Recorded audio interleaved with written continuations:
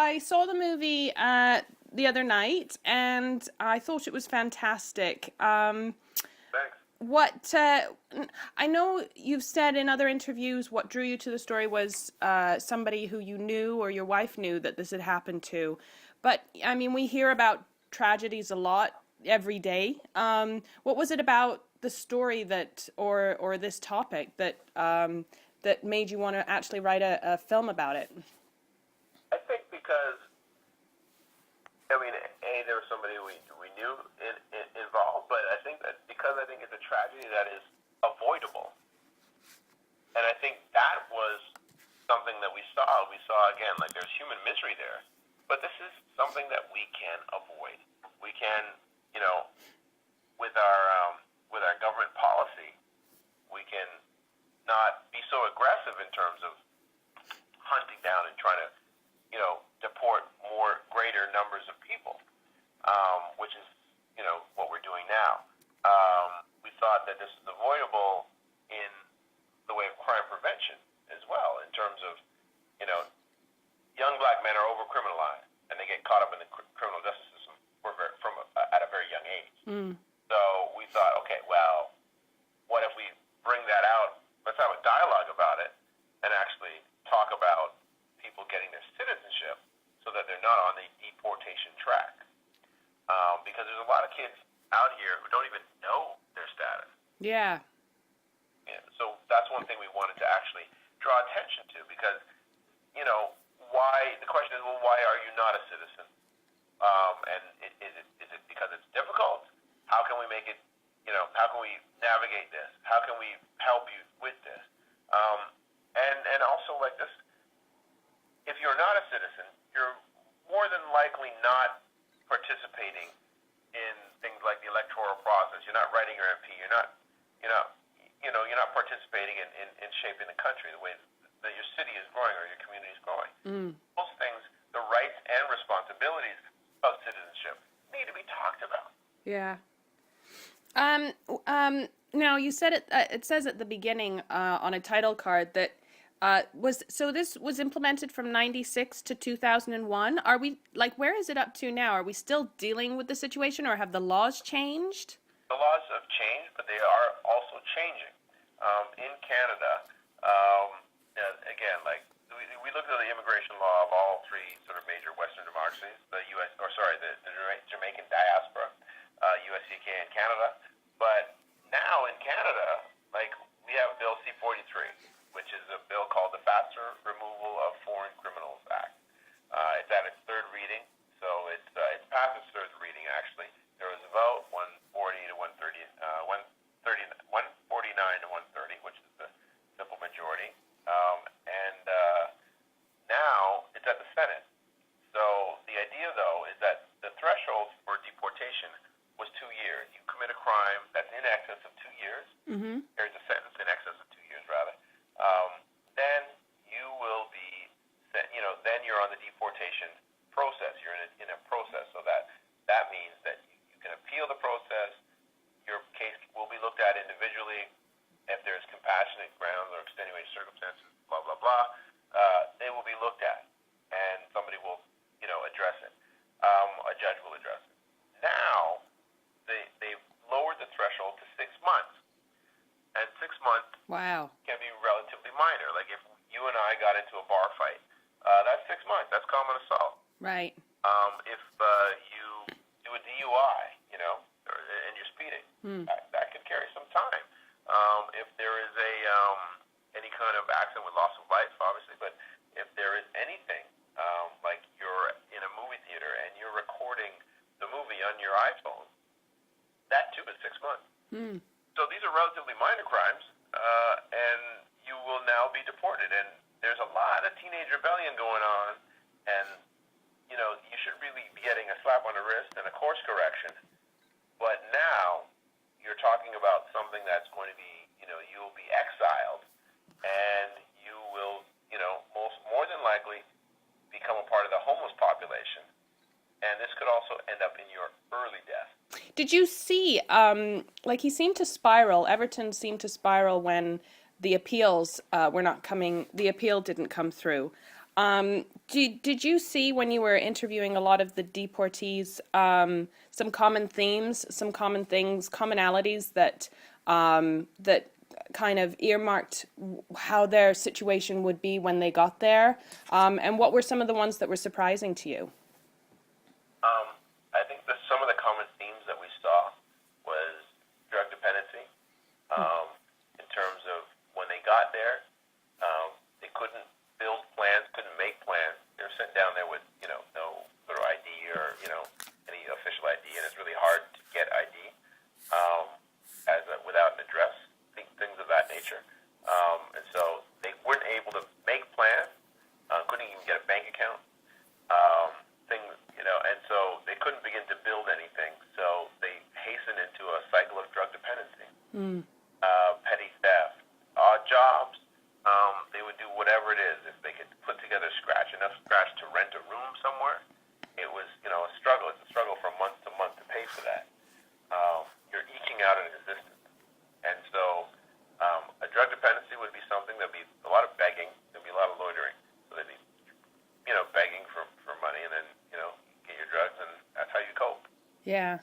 And so that was a common theme. I mean, there were some people there that, that one guy who we met, I thought I was looking in the mirror. And, he grew up in Scarborough, which is the same place I grew up, around the same age. He'd been stabbed, burnt, shot, chopped up, and beaten almost to death. And so he was unafraid of anything, because he said, anything that you can do to a human body, I've already undergone. Wow. And so he was resigned to it. And there was a resignation with a lot of them. They were like, this is my life, and I'm just going to kind of exist until I die. And but one of the ones that was really more shocking and more memorable was when I met a guy from America. He was from New York, and he had a 4-year-old autistic boy. And he was the boy's father, and the mom had kind of, left off because she was not prepared to deal with an autistic child. And so he was raising the kid on his own on the streets of Jamaica. And we'd seen him a few times. And then I approached him. And it wasn't just a ruse, like having the kid or whatever, but that was his life. He took us to where he lived, and we saw, and we verified all this information. It was like, damn, this is hard. So I thought, it's hard having an autistic kid here in Canada. Yeah. Where you have, services and great schools, and these things cost, but I've got friends who are going through this, but there's hope, Yeah. But when you're dealing in the third world with your autistic kid with nothing like that, no kind of, you're not getting OHIP covering anything, No. It's like, it's staggering. So that kind of blew our minds, and that's why the child with the special needs is in the movie. Wow. I've recently become obsessed with Bob Marley music and kind of his ideals as well.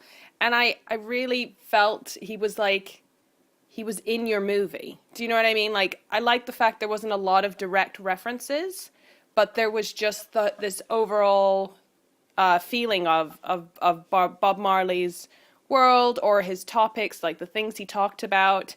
Was that intentional, or does that just come out anyway in a story about Jamaica? I think, thank you for saying that. That's so complimentary. I'm going to tell Jennifer that. But the truth is that we wanted to get at that. And that, Bob Marley is the essence of Jamaica. One of the reasons why people know Jamaica so much, and I think one of the, he's kind of 85% of the reason why people know Jamaica so much is his music. Yeah. And honestly, at our house, at our house, if you put the Bob Marley music on in a party, that's where it stops. It's just playing Bob Marley music for the rest of the party. and so, honestly, Bob Marley, through a lot of people all over the world, means so much. Yeah. I think that essence of Jamaica flows through his music, and I think that's what we're trying to get at. And because we love Jamaica, this is a love letter to Jamaica, Jamaican music, Jamaican people.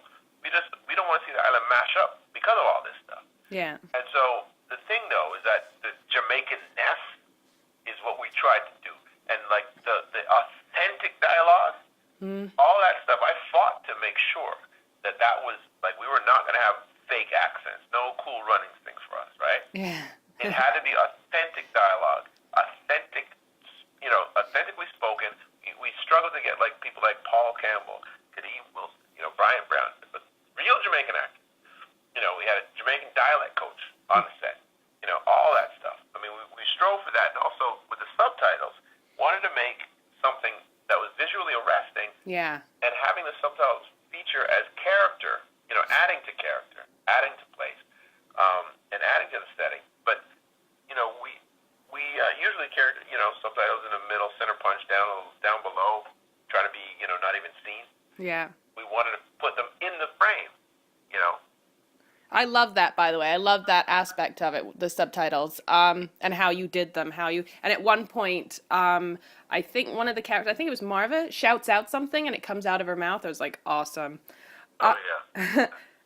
Also, when you were saying about that, that kind of feeling of Jamaica, did you do that with it visually as well? Because I felt like there was a lot of green and yellow punches, like the flag. Was that something in your consciousness, or?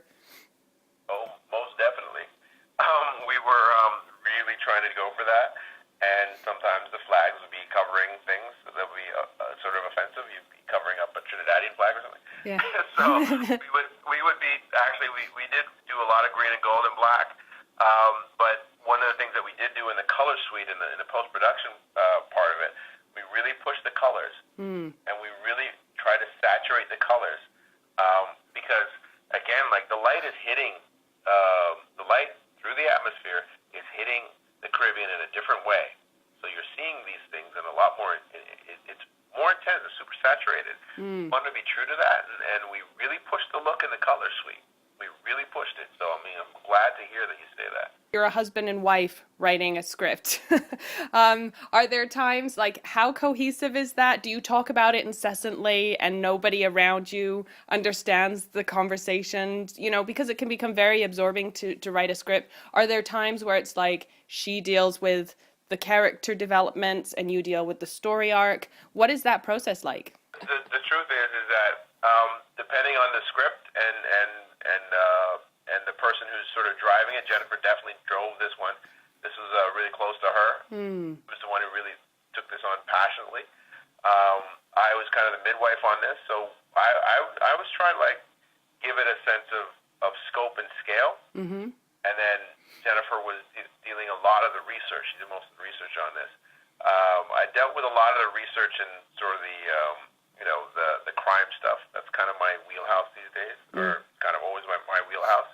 So the crime and the criminality, that's kind of was my kind of bailiwick, and she was dealing with all children's services, and then we split it up. We split up because we were like you can't do all of it. Yeah.